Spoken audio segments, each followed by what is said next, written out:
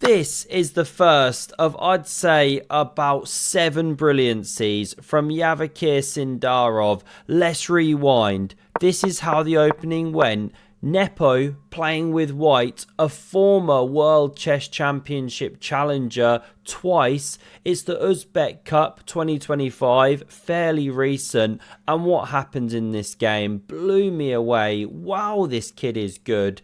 He now plays knight f6, solid. We can really see why. He just qualified for the candidates, right? Or sorry, won the candidates, qualified to face Gukesh D in the World Chess Championship. It's games like this, blistering attacks like this. Castles is played. Both players doing the standard stuff here, launching off with the A pawns, covering some space with the H pawns, backing up with the bishop. Good prophylactic chess. Now we see bishop e6 challenging, and pawn b3 is played simply to set up the massive bathtub. We know chess players love a bathtub. Here's Ali Reza in his, looking like a serial killer. His Uno deck splayed everywhere. Who knows what that's all about? Now we see this pawn push in the center, and you really have to know what you're doing to play this move, because you weaken e5. Now, of course, you could take different game. Let's stick with what was played. Bishop b5. We see the knight rotating around, but now takes on d5. Knight f3 captures. Hang on a minute. There's a big problem with the pawn. First, we see this one defended. Surely now you defend the pawn with f6 or something. No, not the idea. Yavakir rotates the knight around. I really need to learn to say his name properly. Sorry.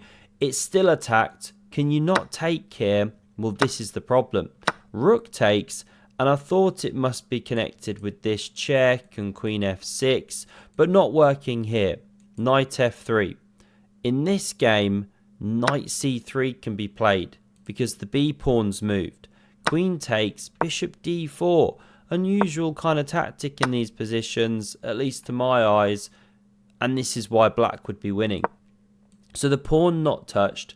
We see d4, and it's a great move. You cannot take, or can you see the winning shot for white here? Bam! You slam that bishop off the board and thereby weaken the g6 square. 2 minors for the rook. White's doing well. So we didn't see takes. Instead, knight d to f4. Aggression. Nepo takes here. Wins a pawn. Best move. But Javakir keeps on attacking. 2 knights in the vicinity now. And if you play the natural knight takes, trying to get rid of one, bring this other one around, hit the queen, you've dealt with the superlative knight. This is the kind of nastiness that can happen. Queen g3 check, using the pin. Just giving you a flavour of the themes. The knight now drops, the attack rages on, black's doing great, completely winning. So let's back up. We didn't see takes. We saw the bishop do some defence, good move. This one now adds to the fuel to the fire, right? No longer a bishop. Pope d the 5th, centre of the board there. You are threatening to mangle the structure, amongst other things. Sometimes the queen joins the party in certain lines. So Nepo wants no part. He finds the absolute best move. Rook e4, the first brilliancy of this game, but his last. The rest belong to Javakir here. Now, why would you give the exchange? Well, you get rid of this amazing bishop and you start activating the white pieces. This knight now drops back to cover the other. What should you play here? Well, it's g3. You got to get rid of that knight right now. Nepo instead goes for a supercharged version. He pushed the bishop on c4 here. Can't get the words out. You've therefore pinned this pawn, and you're therefore now threatening g3. Kick the knight back, then take here, or let's say take the knight first, then win the knight. These kind of tactics in the air. And c6 is simply played. Really calm. Hang on a minute. Can you not do that stuff? Well, yes, but then knight d5 is played. So you intercept this attack of the bishop, and the knight's not hanging. Different game. not played here. Nepo instead plays a poor move. h4. And he's trying to discombobulate this knight and win this one, right? And if this one moves, well, then you can still go h5. It's not the best. Javakir finds the response. Queen d7. And if you carry on with your plan, don't take, not good, these problems. But queen g4 is excellent. You threaten mate. Knight e1 can cover twice. But this actually wins now. Knight takes on e5. You could also pick up the pawn simply, but this is even stronger. Amazingly, this queen's got no squares. If I've counted right, I think so. So you have to start doing stuff like knight d to f3 and just giving up the queen. It's nuts. So let's back it up here. This is on the way. Prevents this. Nepo in response plays a terrible one. Pawn g3. I mean, we've not seen a move that suspicious since Levon Aronian decided to play an online game with a tissue up his nose. Some say it's to aid an ancient breathing technique that improves the quality of your chess. Others say he just wanted an upside down tissue nose rocket. Either way, it wasn't his finest moment, nor is this.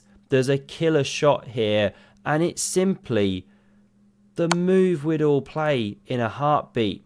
Javakir misses it, presumably worried about this stuff after takes, hitting the queen. Looks like you can do this and you've lost the piece, but no. Check.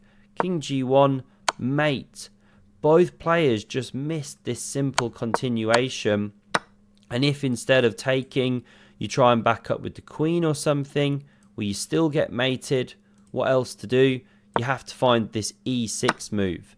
Swap queens, but black's now completely winning many moves, but this is actually cleanest. Win the pawn, and you're not only a pawn up, but an exchange ahead.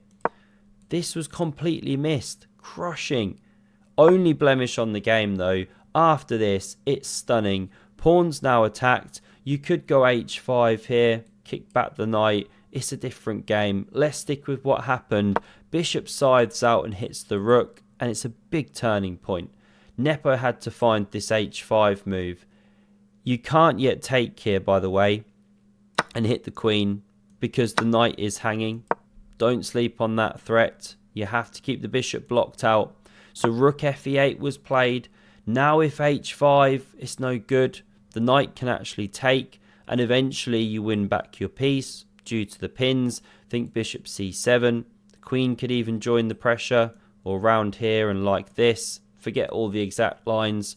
So instead of h5 from Nepo, we see bishop d6. They're both getting low on time now, just over 10 minutes each. Still you can't take on c3. There's a problem. So queen h3 is played. Best move, threatening to crash through. The pawn is pinned. Knight f1 covers here. And now the first genuine brilliancy from Javakir. Knight takes on c3. And this time you can't play this tactic because there's a counter strike. Knight e2 check. And yes, that was intentional. Bro loves playing counter strike in his spare time. So there we go. How to get good at chess. Play some video games in your downtime. Takes can now be played because you distracted the bishop. And of course this tactic's only possible because the queen stands on h3. Really nice. So we didn't see takes. The queen has to meekly back up. The knight returns to the outpost. Takes. Pawn is won for Nepo. He also hits b7. Queen dropping back to cover. This knight rotates back into the game. And now the queen steps back out. Why would you do that? You just dropped off to cover the pawn.